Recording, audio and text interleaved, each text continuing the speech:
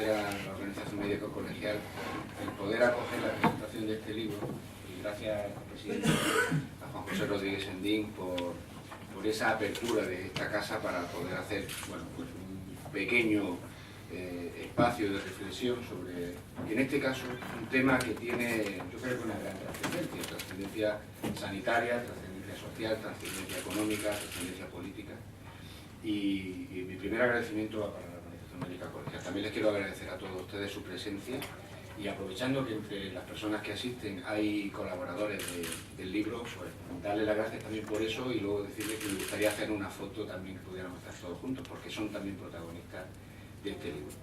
Maite de Perea me ha ayudado a hacer un enfoque de una reflexión que quiere ser abierta a la sociedad sobre un fenómeno importante como fue la gestión de la pandemia de la gripe. Un enfoque interesante porque estuvimos hablando de cómo poder transmitirle a quien tenga interés en saber cómo vimos determinados protagonistas la gestión de la pandemia, transmitirlo de una manera sencilla. Y enfocamos el planteamiento con una mirada desde el periodismo, una especie de entrevista que pretende, y de hecho cometo incorrecciones técnicas, pretende hablar de manera sencilla a la gente de las cosas que pasaban. Si me pongo en plan epidemiólogo tendría que hablar de letalidad, pero si me pongo en plan de comunicador tengo que hablar de mortalidad. Esto mis compañeros lo van a entender seguro, porque el enfoque ha sido hacia la gente, hacia cualquier persona que le pueda interesar el fenómeno de la gestión de la pandemia en un mundo como el actual, que es un mundo globalizado,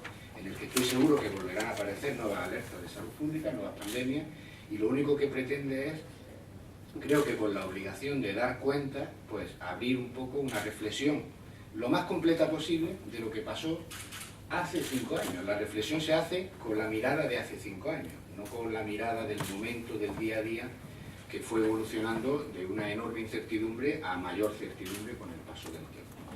Pero también el libro quiere ser, por mi parte, una muestra de agradecimiento y de reconocimiento a colectivos, a profesionales, a organizaciones profesionales, a organizaciones científicas, a la industria farmacéutica, a las oficinas de farmacia, a la distribución farmacéutica, a los periodistas, a los expertos, a los miembros que estaban en el gobierno en aquel momento, en el ministerio, pues en el plan de servidores públicos, a los de las comunidades autónomas, porque hicimos cosas bien, las que hicimos bien en mérito de todos, hicimos cosas que podían haberse hecho mejor.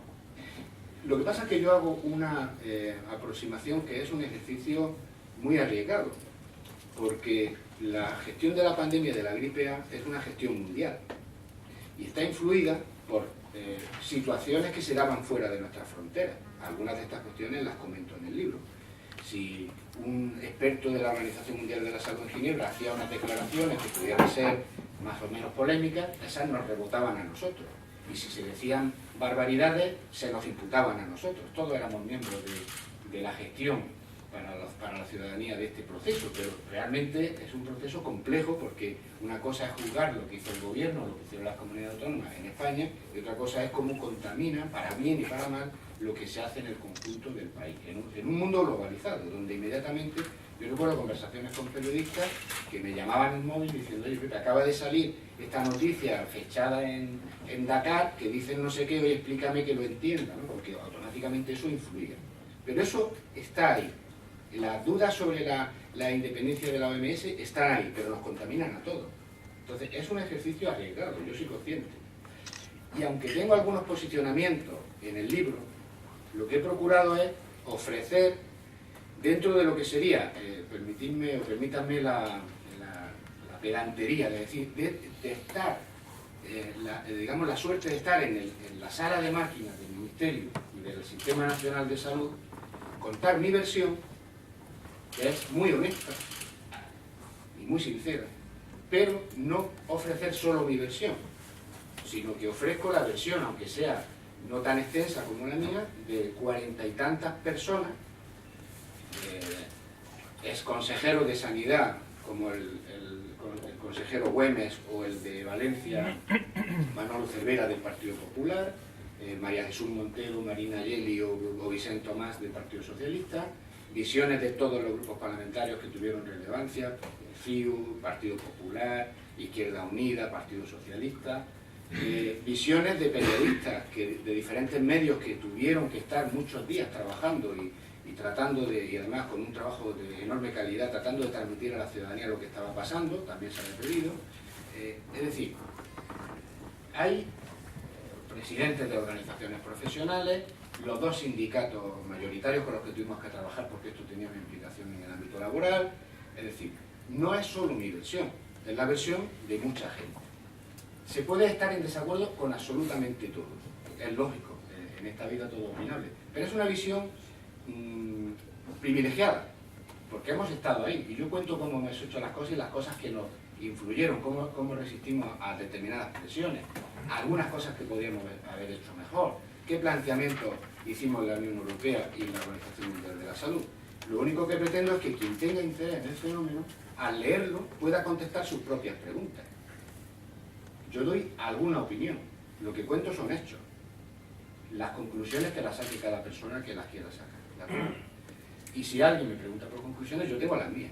Algunas sí están reflejadas aquí y otras no. Pero ha sido un ejercicio en ese sentido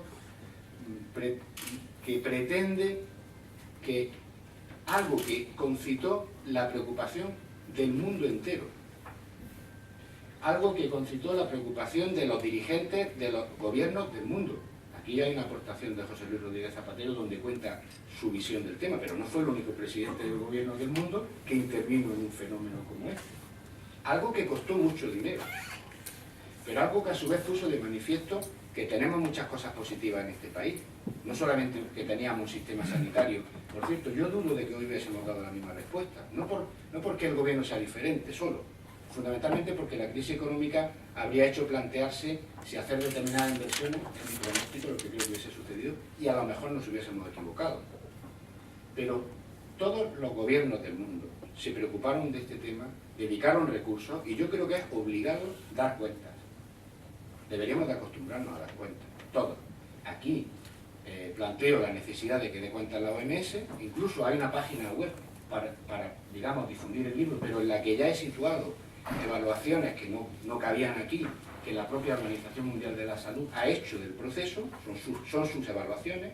He situado las comparecencias completas que hizo la ministra Trinidad Jiménez en las Cortes Generales, que hubo 5, para que quien quiera pueda analizar las posiciones de todos, documentos de interés que iré colocando, porque este es un fenómeno que se va a volver a repetir probablemente, con gripe, con ébola o con lo que sea. Y lo que yo creo, y esto lo digo desde la perspectiva de profesional de la salud pública, lo que yo creo es que tenemos que aprender de lo que se hizo bien y tenemos que aprender de lo que se podía haber hecho mejor.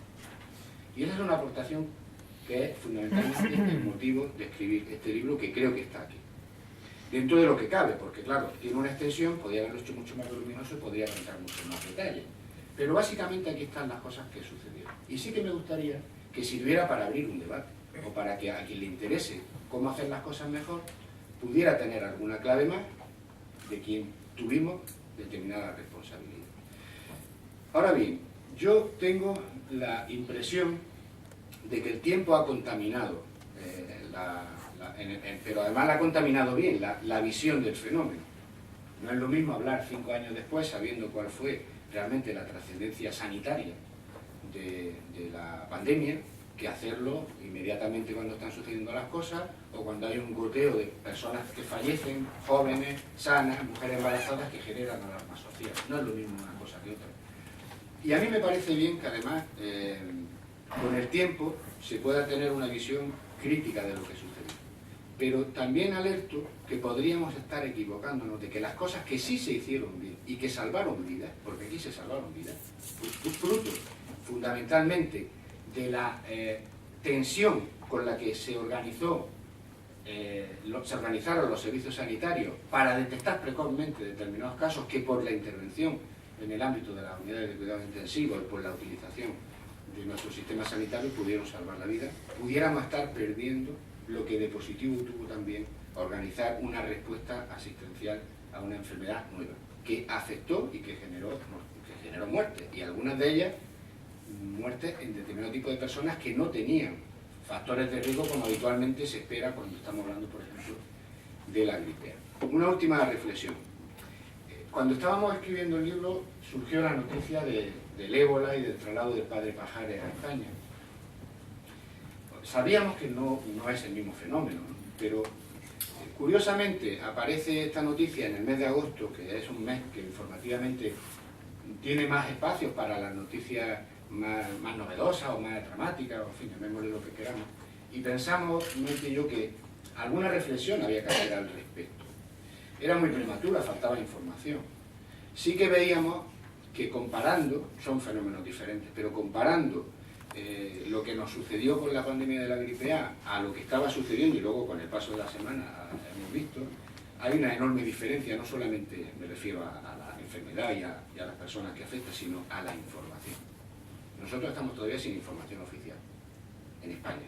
Los grupos parlamentarios, los ciudadanos, las organizaciones profesionales. No ha habido todavía una posición oficial sobre el tema. Yo no digo que sea bueno o que sea malo. Lo que digo es que es una enorme diferencia. Es una enorme diferencia. Yo sí he hecho, como responsable del Grupo Parlamentario Socialista, en falta una explicación, una información, una llamada de teléfono. Porque todos podemos contribuir a transmitir a la sociedad la información correcta sobre fenómenos que pueden preocupar. Hay que tener en cuenta que el fenómeno del ébola surge de nuevo, lo mismo que surgió con la gripe A, por una declaración de Margaret Chan, la directora general de la OMS, diciendo que hay una alerta mundial. No es una declaración de la ministra de turno, no le compete. Pero eso puede generar preocupación, eso puede generar duda, eso recuerda de nuevo a la pandemia de la gripe A en determinados aspectos, y no estaría más que lo que sí se hizo bien, que fue reconocido aquí unánimemente, una política transparente, informativamente hablando, sobre lo que se iba sabiendo, pues se hiciera también en este caso. Pero no es el motivo más importante del libro, simplemente porque al estar escribiendo las reflexiones sobre la pandemia de la gripe A, sucedió que estaba apareciendo el tema del ébola, sí que le hemos dedicado un pequeño apartado. Y una última cuestión que yo creo que la quiero dejar aquí encima de la mesa, porque va a ser motivo también probablemente de nuevas reflexiones que quiero publicar. El sistema sanitario, en este caso lo demuestra, pero hay muchas más, pero lo quiero señalar aquí, hace una aportación a la economía española impagable. Impagable. De las cuestiones que comentamos en este libro, recordamos situaciones en las que nos pedían cerrar colegios, nos pedían cerrar empresas, nos pedían cerrar estadios de fútbol. Y fue el Ministerio de Sanidad, entre otros quien le está hablando, quienes argumentamos por qué no se debía de hacer eso, por qué no había motivos sanitarios para hacer eso. Mientras que las presiones para hacerlo las tenían los presidentes de los gobiernos autonómicos, los ministros de turno o los consejeros de turno, y les dimos clave por la seguridad de un sistema potente, por nuestra red de vigilancia, por nuestra estructura de profesionales, nuestra capacidad asistencial, de que podíamos tomar la decisión de no paralizar la economía del país porque había garantía. Eso, que no se sabe, es una aportación a la economía. ¿Se imaginan ustedes cuando se planteó la posibilidad de suspender un espectáculo de rock, me parece que era, y que el gobierno, desde la perspectiva de sanidad, por ser precavido, hubiésemos dicho que sí, automáticamente se puede paralizar la vida de la economía de un país? Y de hecho, cuando se analiza el caso, y alguna fotografía pongo aquí en el libro, de lo que sucedió en México hubo un parón de un fin de semana de la economía, pero había motivos.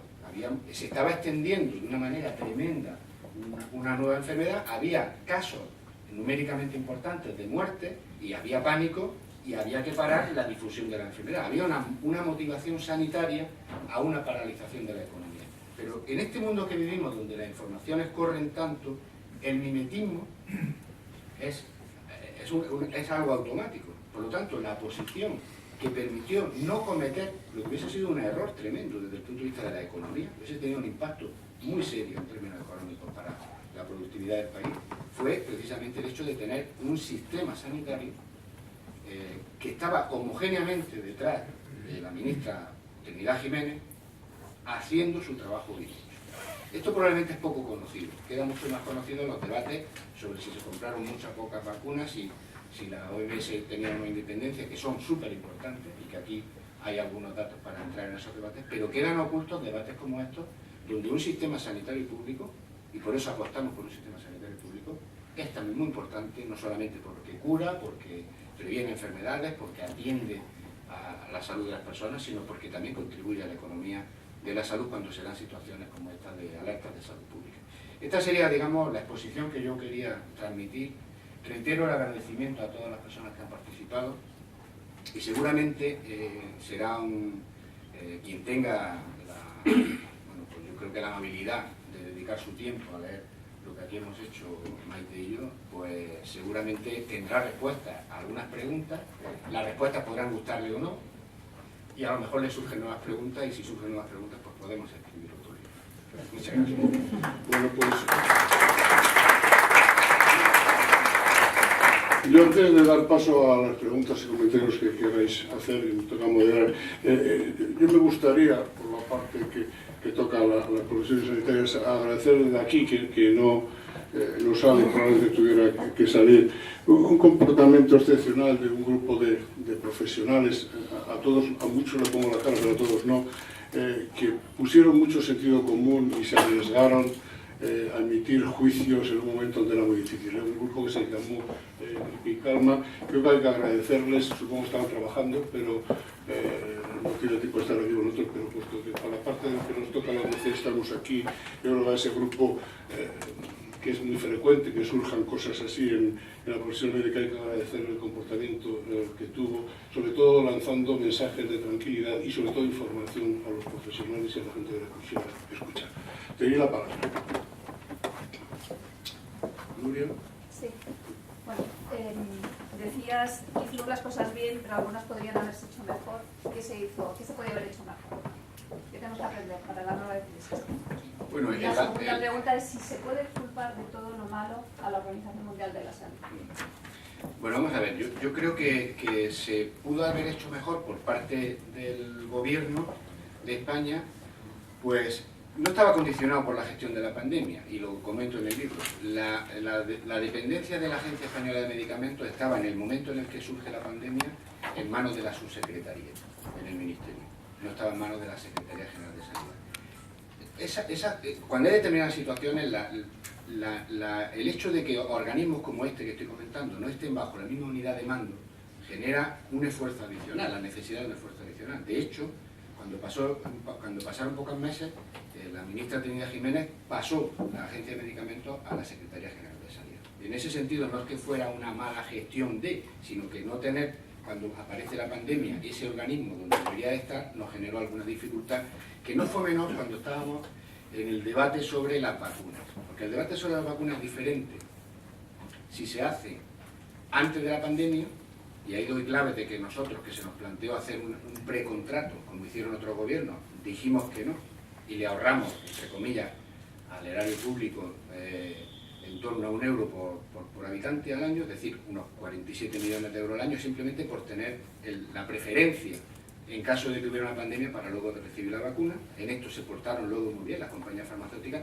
porque aunque no teníamos el precontrato, nos sirvieron como en cualquier país que tuviera el contrato, pero no es lo mismo analizar antes de la epidemia que durante la epidemia, donde yo tengo fotocopias de cartas de todos los sectores diciendo, y en algún medio de comunicación hubo un titular algo así como "yo quiero ser grupo de riesgo", porque había momentos donde había mucho miedo a nivel internacional, y cuando nosotros planteábamos que solamente íbamos a adquirir vacunas preventivas para determinados grupos de población que tenían más riesgo, las presiones eran para tener vacunas para todos, pues no es lo mismo analizarlo en ese momento que analizarlo cuando ya ha pasado la ola epidémica y se ve que la gravedad es pequeña, incluso con la labor de grupos como el que ha citado el doctor Sendín, pues la población se vacunó menos de lo que habitualmente se vacuna.